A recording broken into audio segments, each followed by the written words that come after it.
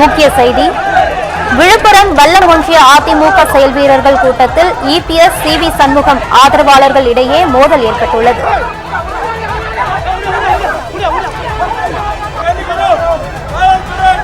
விழுப்புரம் வல்லம் ஒன்றிய அதிமுக செயல் வீரர்கள் கூட்டத்தில் இபிஎஸ் சிவி சண்முகம் ஆதரவாளர்கள் இடையே மோதல் ஏற்பட்டுள்ளது. அந்த காட்சிகளை பார்த்து வருகிறோம். இது குறித்த கூடுதல் தகவல்களை தருகிறார் நமது சிறப்பு செய்தியாளர் காவ்யா. வணக்கம் காவ்யா.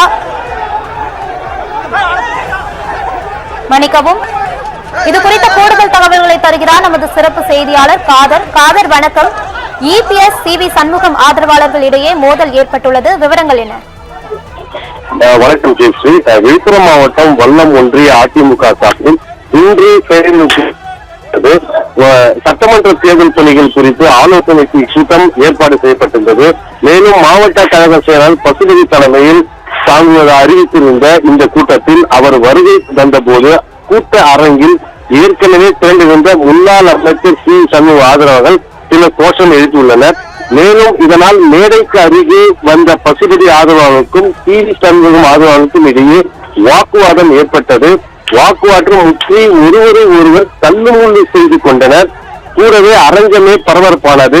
சிலர் நாற்காலியில் தூக்கி வீசியதாகவும் நேரில் பார்த்தவர்கள் தெரிவித்தனர். மேலும் தகவல் அறிந்த வல்லம் போலீசார் மற்றும் விழுப்புரம் டவுன் போலீசார் உடனே சம்பவ இடத்திற்கு விரைந்து வந்தனர்.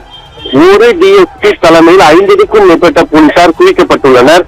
மேலும் இரு தரப்பினரை அப்புறப்படுத்தினர். சம்பவம் எதுவும் நடக்காமல் தடுக்க கூட்டத்திற்கு முழுமையாக போலீஸ் பாதுகாப்பு போடப்பட்டது.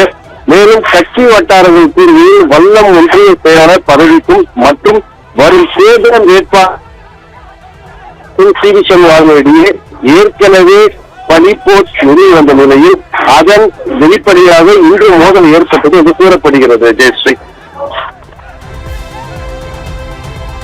விவரங்களுக்கு நன்றி காதர்.